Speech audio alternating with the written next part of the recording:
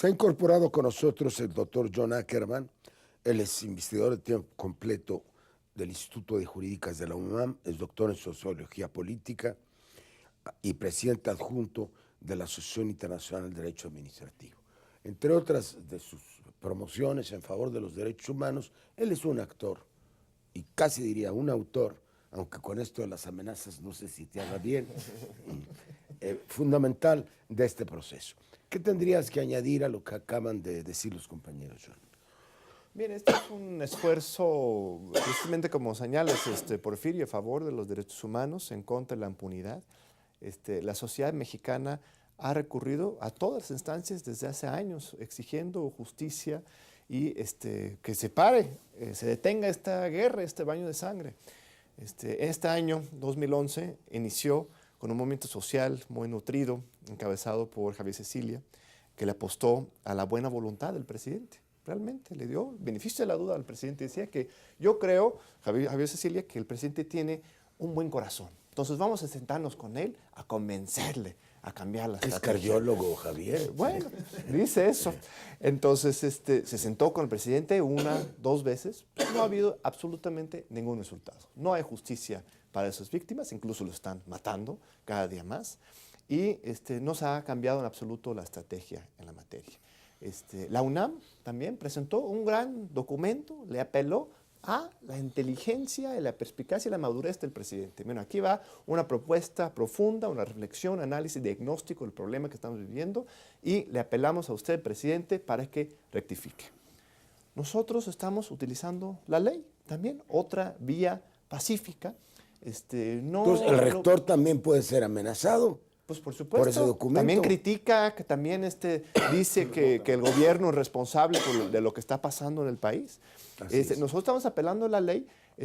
No es estrictamente lo mismo. No estamos pidiendo a la Corte de la Haya que cambie la estrategia. Eso no es competencia de la Haya. La Haya no juzga con respecto a políticas públicas, sino con respecto a responsabilidades de individuos.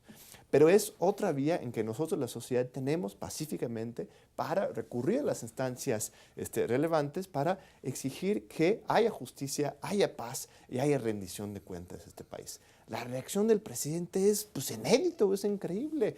Que primero en el desplegado aquel lunes diciendo que está explorando las vías jurídicas, luego uno pensaba quizás ingenuamente que por la reacción que se generaba realmente de rechazo a estas amenazas se iba a rectificar, pero no, redobla y enfatiza aún más sus amenazas y amagos a partir de esta entrevista con López Dóriga que está estado repitiendo en radio y televisión, ¿no?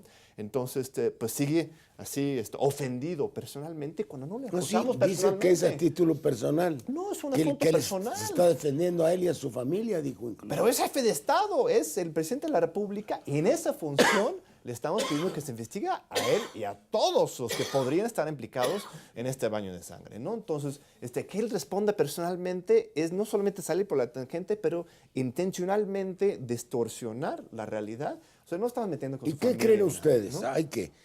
¿Qué creen ustedes que vaya a hacer la Corte Penal Internacional? Bueno, el procesamiento que se hace ante la Corte es la solicitud de la investigación ante el fiscal general. Él ha declarado públicamente que la va a estudiar a fondo. El procesamiento implica que después se requiera una autorización de alguno de los jueces de la Corte para iniciar una investigación en forma, la cual puede prolongarse mucho tiempo, como ha ocurrido en el caso colombiano, ¿no? Nosotros creemos que la solidez de los argumentos jurídicos, que es lo que le ha molestado a Calderón, la solidez de los argumentos jurídicos que la demanda contiene, es lo que se tiene que responder.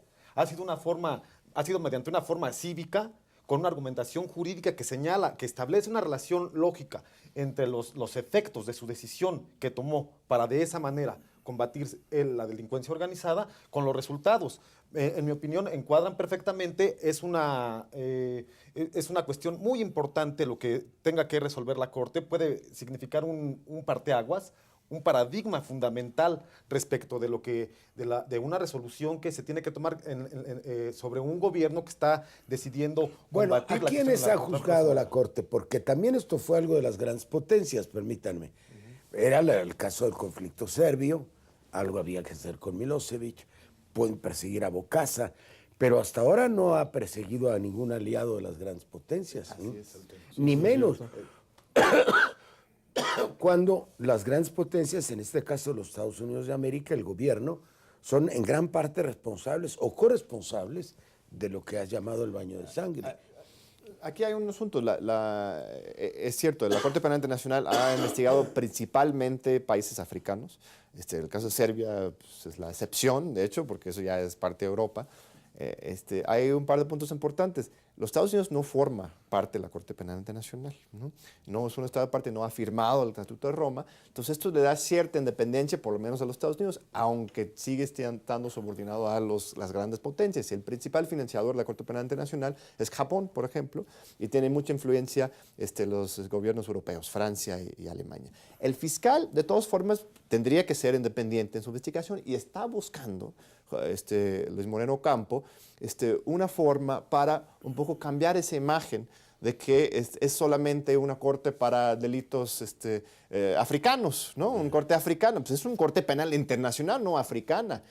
África tendrá sus propios procedimientos. Entonces, el caso mexicano, desde mi punto de vista, desde muchos que hemos analizado esto, presenta una oportunidad para que este mismo fiscal demuestre que esta corte penal no es solamente de África, pero sí tiene que ver con la comisión de delitos en todo el mundo, ¿no? Ahora, perdón, tiene que, sobre todo el fiscal, verificar la autenticidad de lo que se está presentando. Entonces, para ello puede estar citando a las víctimas, puede estar verificando con documentos o pruebas, en todo caso, para que pueda definir primero si ese documento, esos documentos, esas pruebas son reales. Pasado ese proceso, entonces, ya se podría estar iniciando ya la investigación en sí. ¿Cuánto tiempo se llevaría esto? Bueno, es que realmente no hay una definición, no hay un tiempo, pero diríamos que una primera fase de verificar la autenticidad de esa cuestión pudiera ser un año, en donde pudiera estar determinando si es o no, y a partir de ese momento estar iniciando el proceso. Yo digo un año va a depender de tiempos. En efecto, se habla de que están denuncias de Colombia, Venezuela, Kenia, Costa de Marfil, Afganistán, entre otros, y bueno, obviamente el número de documentos que se puedan estar planteando son importantes. Aquí son 476 casos. Alguien ha dicho, por ejemplo, de que no se han agotado las instancias internas. Eso no es así, porque cada uno de los casos, por ejemplo, se han agotado instancias de las denuncias ante los ministerios públicos, ante la Procuraduría General de la República, incluso hasta amparos o hasta la propia Suprema Corte de Justicia. Yo he conocido casos en los cuales familiares han acudido a esas instancias. Hay una declaración del consultor jurídico de la presidencia, el licenciado Alessio Robles, que dice que es tan absurdo eso, que no le va a dedicar ni un minuto de su tiempo. Si no va a dedicar, entonces, ¿quién va a defender? Porque el proceso se viene. Claro, es evidente, porque finalmente aquí hay un tema de estos casos se están planteando una situación generalizada de violaciones a los derechos humanos. Estas cifras que el propio gobierno reconoce, de 40,000 o hasta 50,000 muertos, 10,000 desaparecidos, miles y miles de huérfanos en ese sentido, tiene una repercusión muy importante en la sociedad. La información que se está proporcionando es una información oficial derivada de las propias investigaciones de la Comisión Nacional de Salarios Mínimos. ¿Cómo es posible que la Sedena sea la institución más cuestionada? Son cerca de 5,000 quejas de ciudadanos que se han atrevido a plantear eso. La propia Comisión Nacional de Derechos Humanos dice que en promedio hay 3 allanamientos diarios sin orden judicial por el propio ejército. Es un tema bastante delicado. Y el jefe del ejército es precisamente el presidente de la República. Y lo que señalaba el estatuto dice claramente que es cierto que debe haber un tema de intencionalidad, pero él como jefe de esa instancia militar, en un momento determinado, si no hace lo necesario para llevar a cabo la investigación, él debe de saber lo que está haciendo el ejército.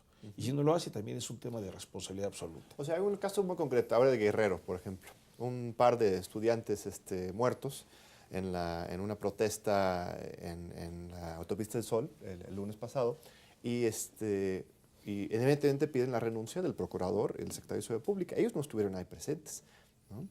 Pero aquí hay un reconocimiento, que hay una línea de mando en que el mismo procurador, el mismo secretario de Seguridad Pública de Guerrero podrían ser responsables por no tener, por ejemplo, protocolos del uso de la fuerza. Es uno de los grandes temas. Ahora se están echando la pelota. Entonces aquí, evidentemente, hay toda una teoría internacional sobre esto, de la responsabilidad de los jefes de mando, sobre todo en un contexto de guerra.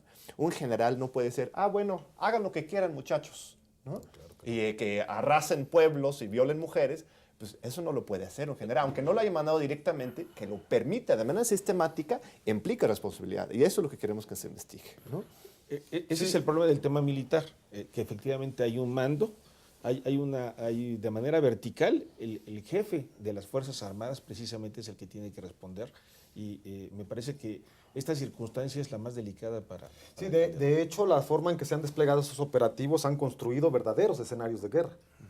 Desplazamiento incluso, y se han documentado desplazamiento incluso de artillería pesada, lo que ocurre en Cuernavaca con el abatimiento del Barbas, de Beltrán Leiva, etcétera, y que muchos lo plantean que existiendo, pues, también por el número de muertos, por la cantidad de los operativos, por la cantidad de ellos a lo largo y ancho del país, construyendo un escenario de guerra, pues hace aplicable el derecho humanitario, pero también el derecho penal internacional.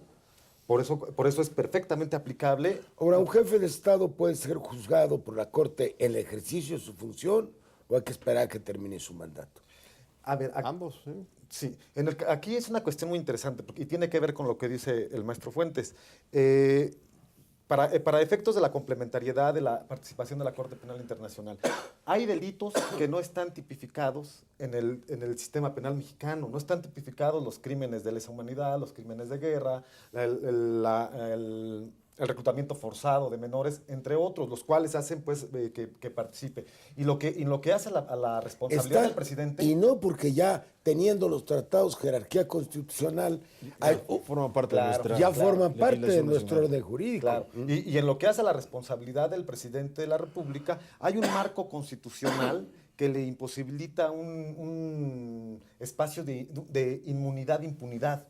Bueno, Es decir, pero la pregunta, nos vamos al tercer bloque, ¿se le puede juzgar en ejercicio de su función o no? Por supuesto que sí. Lo más reciente caso de Gaddafi, por ejemplo, es el más evidente, en ejercicio o después. Eso no depende de la temporalidad. Lo importante es la investigación de la Son Corte. imprescriptibles. No hay inmunidad de las personas, incluso aún en funciones o después de ellas. Entonces, en este Vámonos caso, a otro bloque.